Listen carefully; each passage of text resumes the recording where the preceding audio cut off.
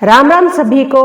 आज मैं आपको बताऊंगी मकर संक्रांति पर किस तरह से अपने ननद को आप खूंटियां चीर उड़ा सकते हैं।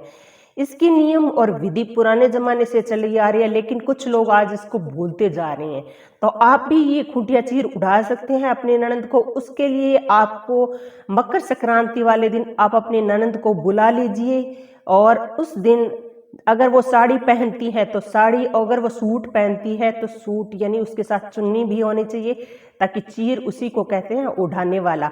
उसके साथ चप्पल होती है, चप्पल हमेशा पीर की होती है, चूड़ियां पीहर की होती है। तो चप्पल और चूड़ियां दोनों होनी चाहिए, सुहाग का सामान होना चाहिए। उसको खूंटी पर टांग दिया जाता है और ननद को बुला लिया जाता है खूंटी के पास। फिर भाभी बोलती है, ओडो बाई सा खूंटिया चीर बताओ थारो बीर। तो वो फिर बहन अपने भाई को लेकर आती है और अपने भाई का हाथ अपनी भाभी के हाथ में दे देती है। आप दोनों का पल्लू का गठजोड़ भी करवाते हैं।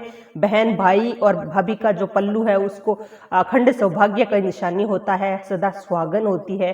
तो उनके गठजोड़ा भी करके और वो कहती है कि ओढ़ू भाभी सा खूंटिया चीर, यो रहा मेरा वीर।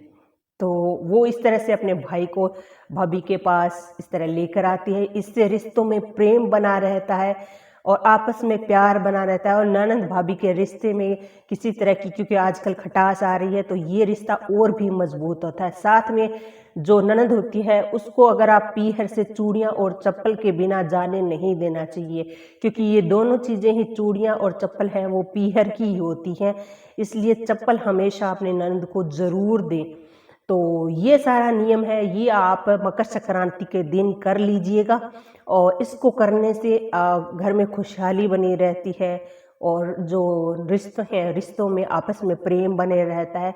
तो आप इस तरह से अपनी ननद को खुटिया चीर उड़ा सकते हैं। तो ये भी मकर संक्रांति के दिन ही किया जाता है। तो जो मैंने बताया, आप उस तरह से अपनी ननद को खूंटिया चीर उड़ा सकते हैं।